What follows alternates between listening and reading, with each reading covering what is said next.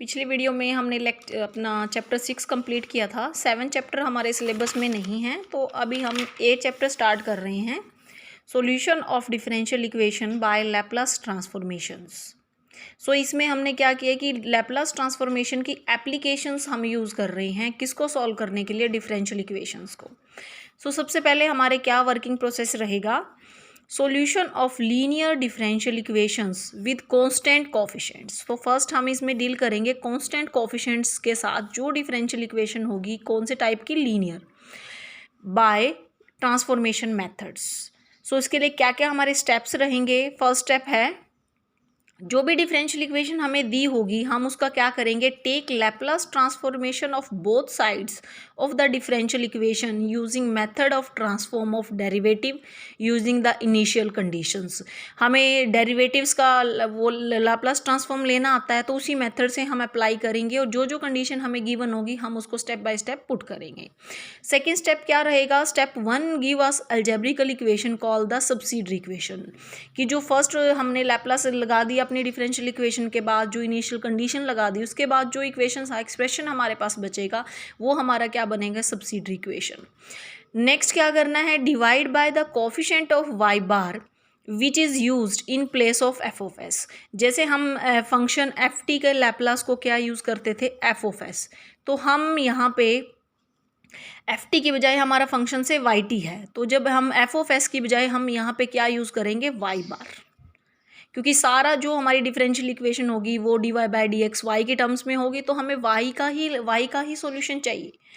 Then हम take करेंगे inverse transformation of both sides. फिर उसके बाद पहले हम लैप्लास लेंगे, फिर इन्वर्स लेंगे और वहाँ से हम अपने वाई जो हमारा यहाँ पे डिपेंडेंट वेरिएबल है वाई को निकालेंगे इन टर्म ऑफ एक्स और इन टर्म ऑफ टी। तो इसके लिए देखो आपने कैसे करना है, if F T is a function and their derivative are denoted by F dash double dash. जैसे हमारा एफ टी फंक्शन था, अभी हमने लैप्लास में किया, तो उसके डेरिवेटिव को हम क्या कहते थे, F dash F double dash, इस तरीके से लिखते थे। तो हमने उसके अंदर लैप्लास ट्रांसफॉर्म पढ़ी है कि अगर फंक्शन के डेरिवेटिव का होता है तो हमारे पास किसके इक्वल होता है, S F of S minus F of zero. और अगर आपको लैप्लास चाहिए डबल डेरिवेटिव का, तो वो किसके इक्विवेलेंट होता है, S square F of S minus S F of zero minus F dash zero.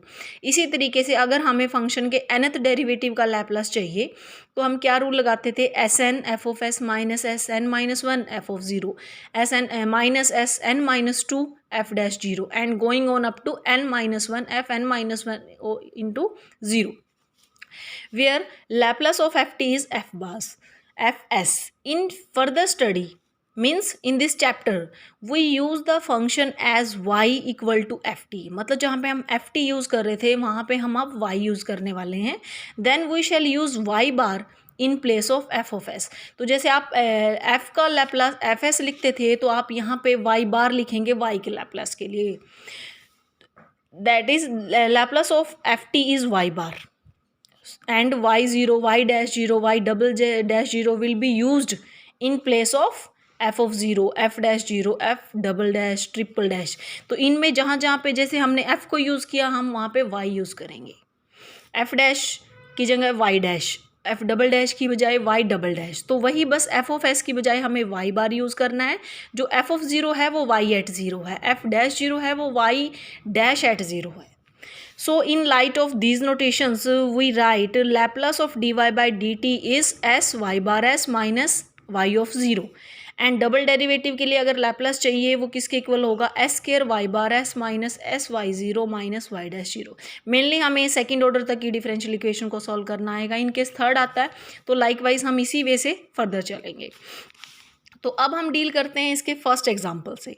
Solve the following equation by transform method. तो आपके पास क्या गिवन होगा, पेपर में एक डिफरेंशियल इक्वेशंस होगी और आपको लिखा जाएगा कि you have to solve the differential equation with the help of the transform method.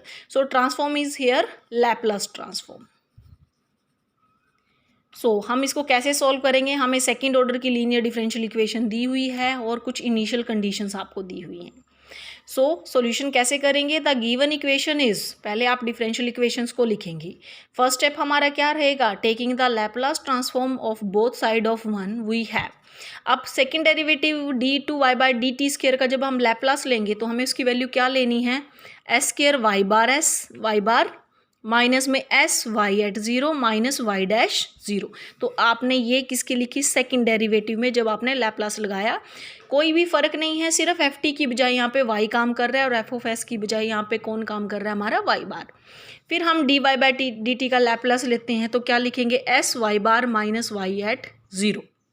सो ये वैल्यू हमने यहाँ पे डाल दी, प्लस 3 y का क्या हो जाएगा लैप्लास, y बार, और e की माइनस टी का हमें पता है क्या होता है 1/s minus a is -1, so s plus 1।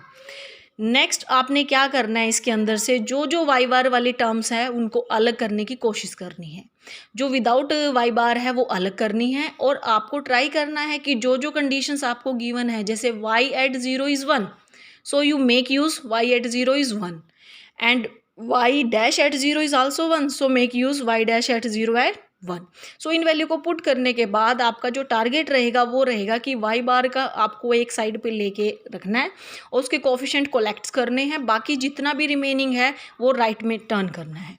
तो यहाँ से मेरे पास ये y बार का कोफिशिएंट बचा, बाकी सब कुछ मैंने राइट पे शिफ्ट कर दिया और उसको थोड़ा सा सॉल्व कर लिया।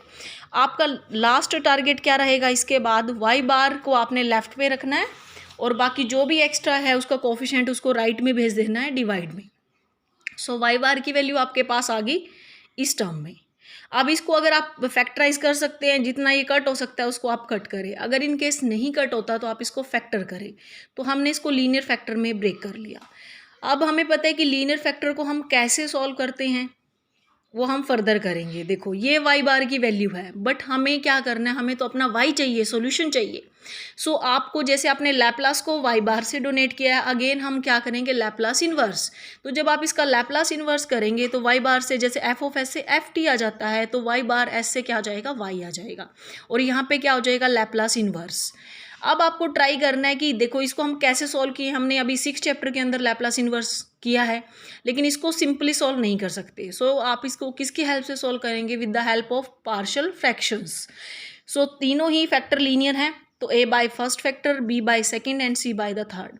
उसके बाद आपने कोशिश करनी है इसको क्रॉस मल्टीप्लाई एलसीएम लेके, और क्या करना है, इसको -3 -1 पुट करने। You have to find the value of a b c, some value will be come from the putting the values s is equal to -3 और s is equal to -1, and remaining will be find with the help of comparing the coefficients of s from both the sides।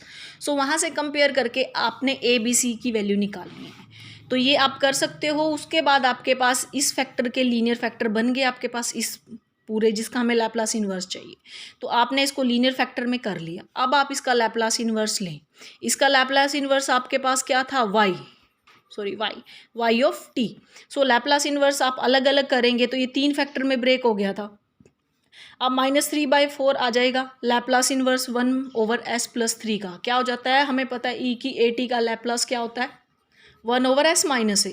सो अगर यहाँ s + 3 है, इसका मतलब a कितना है, -3, तो ये e की -3t का हो जाएगा, e की -t का, और ये जैसे 1/s² का टाइप का है, लेकिन शिफ्टिंग यूज़ हुई है, s को s + 1 में चेंज किया है, तो इसका मतलब e की -t से किससे मल्टीप्लाई किया होगा हमने, t को किससे मल्टीप्लाई किया है, -t से।